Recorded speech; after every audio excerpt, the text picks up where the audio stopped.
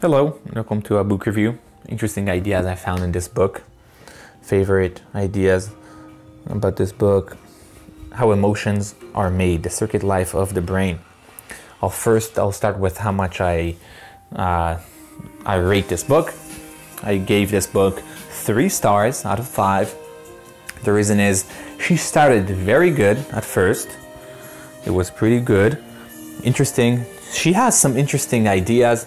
I got enlightened by some, and then she stopped talking about science much, and then she started to do like a self-help thing, which is like totally cool, but this is not what I was looking for. And she told this book is a little too long too, so that was not a 4. I thought of giving it a 4 at first, and then she got down to 3. So let's start with the notes. Different people have different description for emotions. Some more broad, some more narrow. So different people have different ways of expressing emotions or talking about it. Some have more, some have less.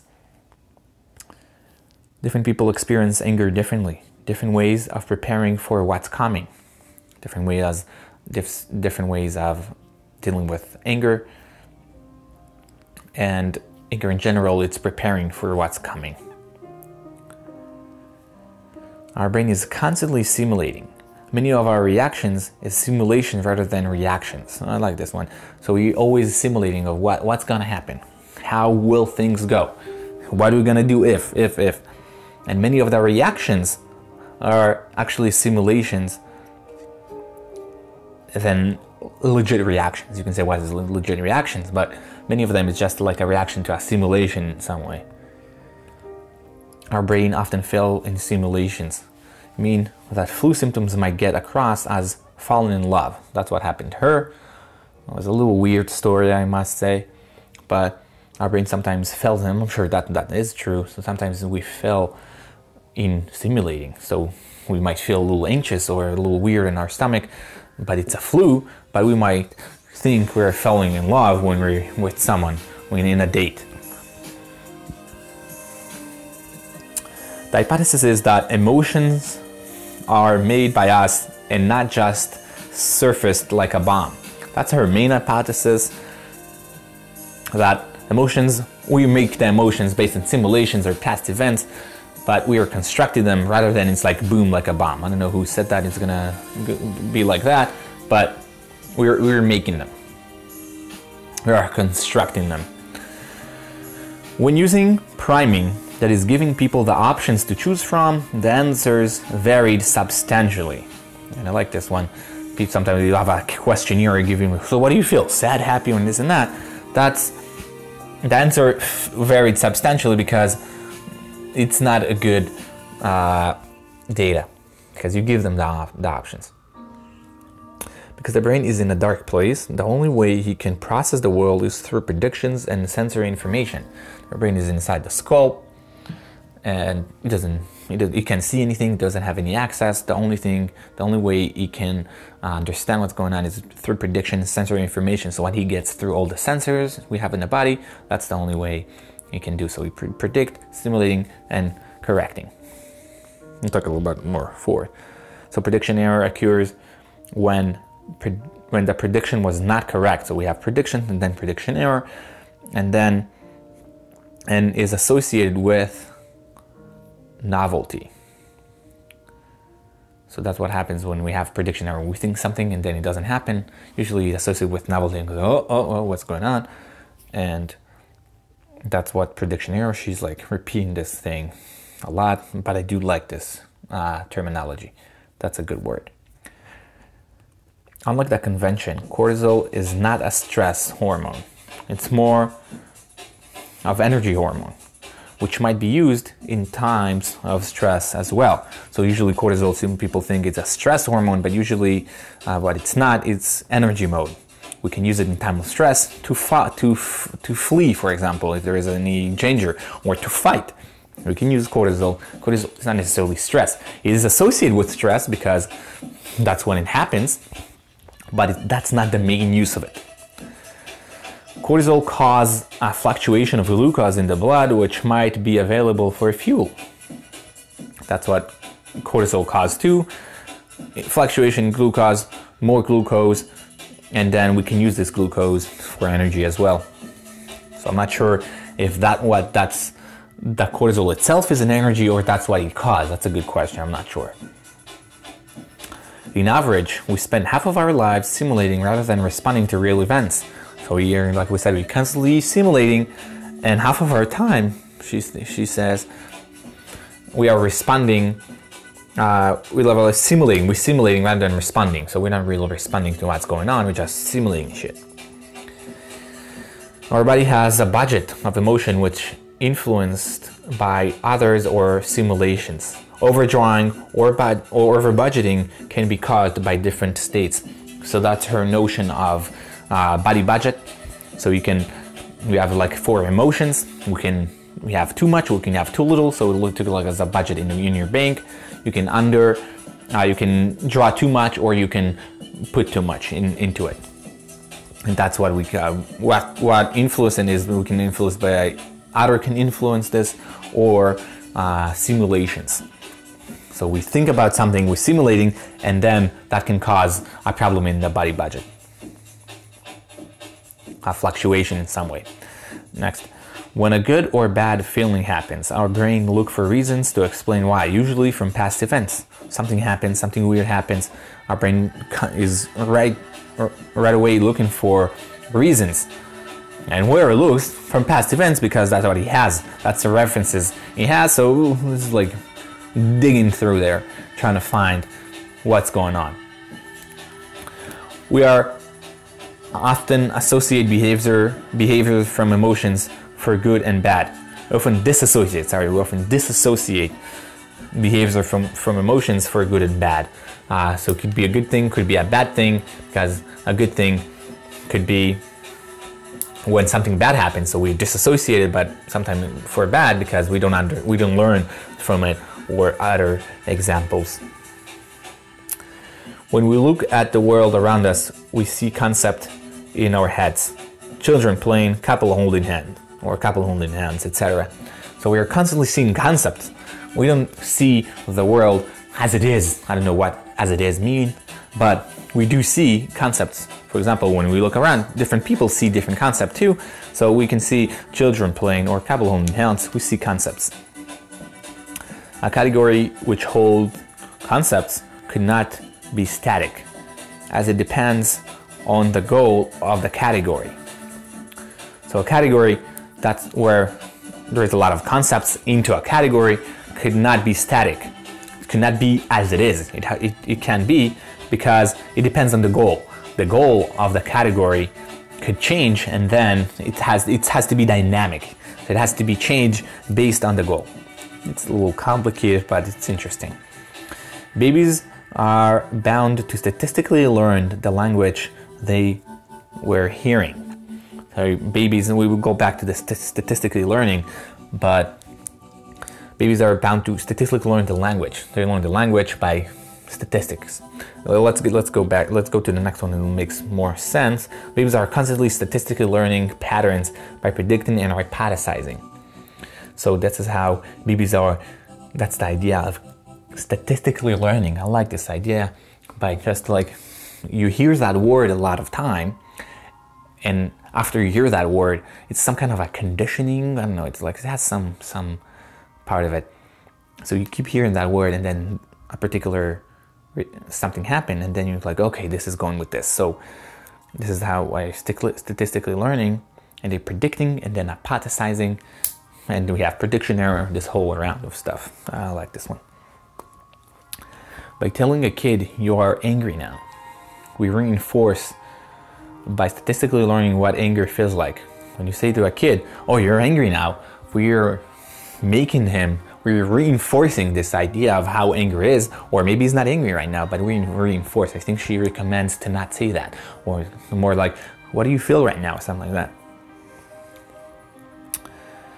It is possible to retrain a baby to sleep by statistically changing the environment. So we can change the environment to put like a specific music when he's sleeping, all kinds of things. It's some kind of a manipulation, I guess, but we can change or retrain a baby to sleep by some kind of statistically changing some things in the environment, food, all kinds of stuff. Our brain is contrasting emotions on the spot based on the best prediction that correlates with the situation.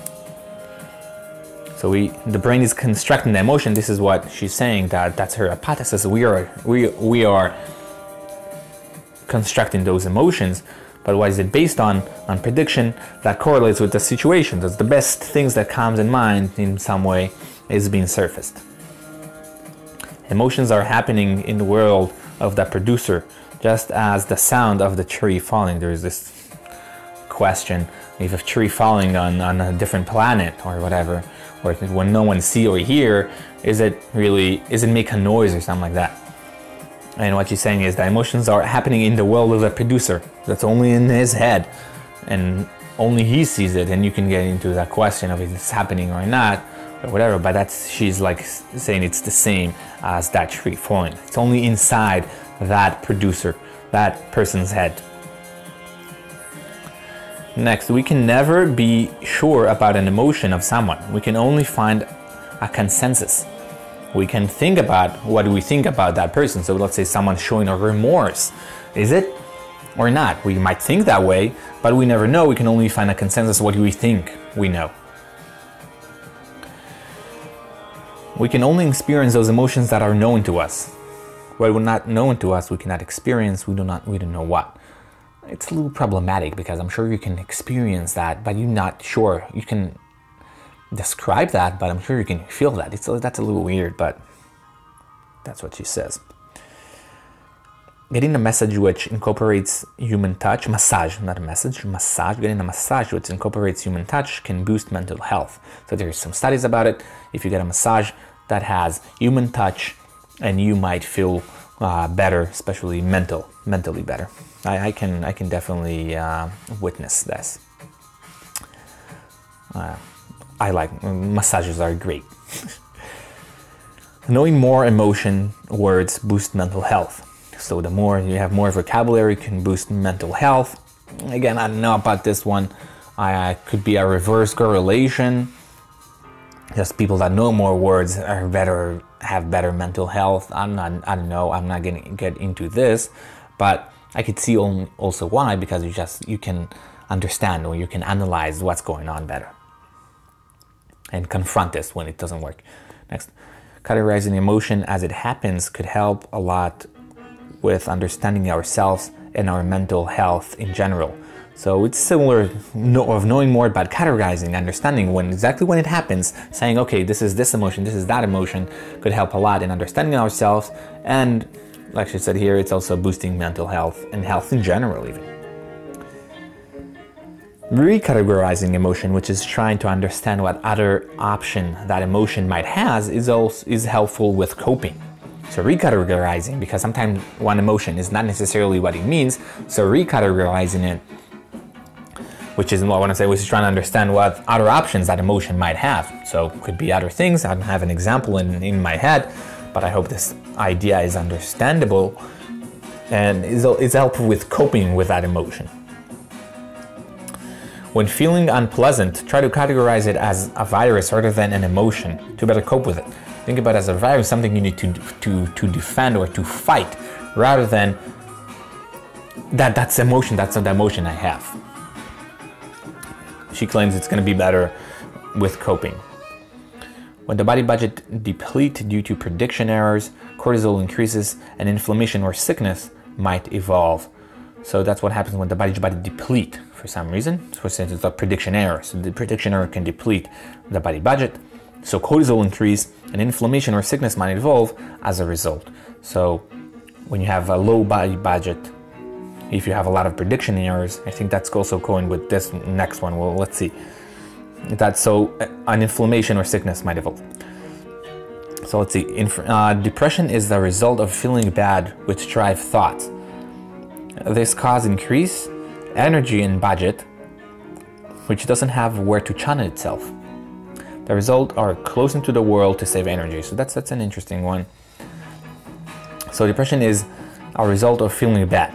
And that's drive thought. Why feeling bad, I'm not sure, but let's see the rest. So the cause of increased energy, this cause when you have like a lot of thoughts, bad feelings, that's causing increased energy and budget, which doesn't have where to channel itself. The result, there is a lot of, the body is trying to save energy, so it goes into the world to save this energy. I didn't fully understand this part, but that's what she says, and I think that has also something to do with a lot of prediction error. I think it's a lot of prediction error. I wrote something about it in the next few ones. Let's see. In depression, people get stuck in the past and doesn't allow prediction error to fix itself. That's what happens. It doesn't allow the prediction error to fix itself. With anxiety, there is too much prediction error, which leaves you confused. That has something to do with that prediction error. So in depression, people get stuck in the past and doesn't allow low prediction error to fix itself. So you just like keep rolling the same thing, even though the prediction error usually supposed to fix itself. The prediction error, usually next time we don't have that prediction, but they don't let it happen. Anxiety, on the other hand, is too much prediction error. So we don't know. Prediction error is like overwhelming, and you feel confused. Effective realism refers to understanding behavior's source that might not necessarily be as obvious. That's effective realism, is understanding the source of that emotion, which is not necessarily so obvious where it's come from. Even when monkeys can understand that specific animals can climb, but they don't understand that there is a goal for that climbing. They don't understand goals. So they can see that animals are climbing. They know a snake is climbing, but they don't understand why or what his goal. They don't understand that. As humans, we understand that, but monkeys did not, and many animals cannot understand this idea of goal.